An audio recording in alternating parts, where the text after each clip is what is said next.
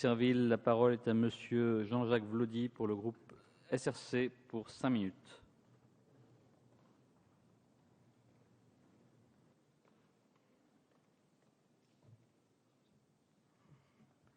Monsieur le Président, Monsieur le Ministre, Madame la rapporteure, Monsieur le rapporteur de la Commission des lois, Madame la rapporteure de la Commission des affaires économiques, Monsieur le Président des affaires économiques, mes chers collègues, mon cher Président de la délégation Outre-mer. Je tiens en premier lieu, Monsieur le Ministre, à vous féliciter ainsi que le gouvernement pour la rapidité de votre action pour nous proposer ce projet de loi relatif à la régulation économique Outre-mer. La situation économique et sociale de nos territoires a souvent provoqué des manifestations ou des révoltes, tant la situation est tendue et difficile. Je salue l'initiative du gouvernement qui mesure l'urgence de nos réalités en soumettant à la représentation nationale, 3 mois et demi après notre installation, le projet de loi relatif à la régulation économique Outre-mer, avec la sagesse de ne pas attendre de nouvelles manifestations ou grèves.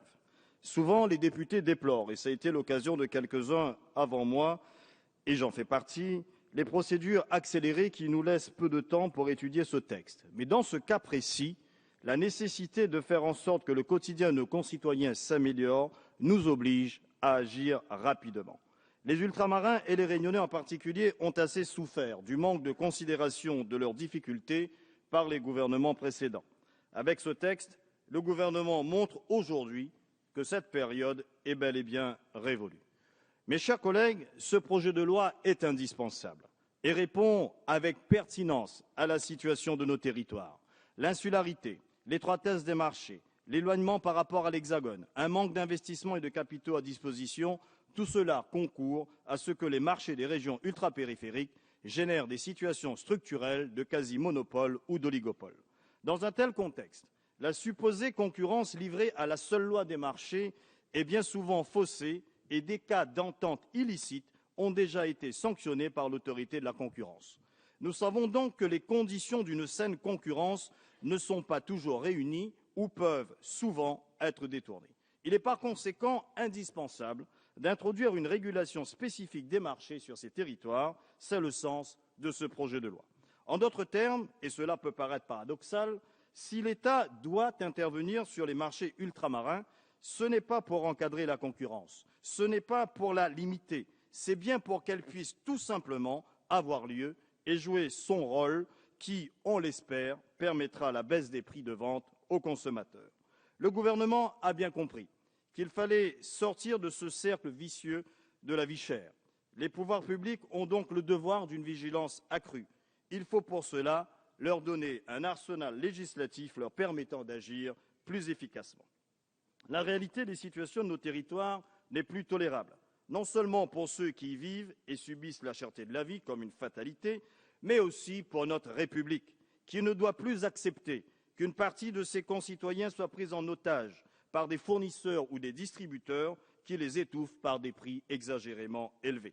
C'est la France tout entière, au nom de l'égalité entre les territoires, qui ne doit plus accepter que ces situations d'abus touchent une population, fût-elle ultramarine, qui souffre déjà des conditions économiques et sociales difficiles, encore plus aggravées par la crise. Des territoires où les salaires moyens sont les plus bas, les chômeurs les plus nombreux, mais où les prix sont les plus chers. À La Réunion, on l'a souvent dit, et ça a été dit bien avant moi, les prix sont en moyenne 35% plus élevés que dans l'Hexagone, allant jusqu'à 200% pour les pièces détachées de l'automobile. Sachez aussi qu'au nom de la compétitivité supposée, les conventions collectives ne sont pas toutes appliquées dans les Outre-mer, en particulier dans les commerces, et le chantage à l'emploi y est récurrent dès que l'on aborde cette question. Le projet qui nous est soumis traite du problème de la vie chère en profondeur pour apporter, je le crois, des changements sur le moyen et le long terme. Il a aussi été enrichi par des mesures à portée immédiate, agissant sur le court terme en prévoyant les accords de modération des produits de première nécessité. Certains articles peuvent cependant être améliorés ou complétés, notamment sur la transparence des prix et sur les critères de notification ou de contrôle des concentrations économiques. Je soutiens par ailleurs les propositions d'amendement de mes collègues, on en parlera au moment des débats, qui visent à étendre la portée de ces textes au secteur bancaire et de la téléphonie, dont on connaît les pratiques et les tarifs prohibitifs. Ce projet de loi constitue une avancée certaine dans la lutte contre la vie chère, mais il ne faudra pas s'arrêter en si bon chemin et l'inscrire dans un ensemble de mesures à venir visant à répondre aux réalités des Outre-mer et en particulier la problématique de la desserte aérienne et de la continuité numérique.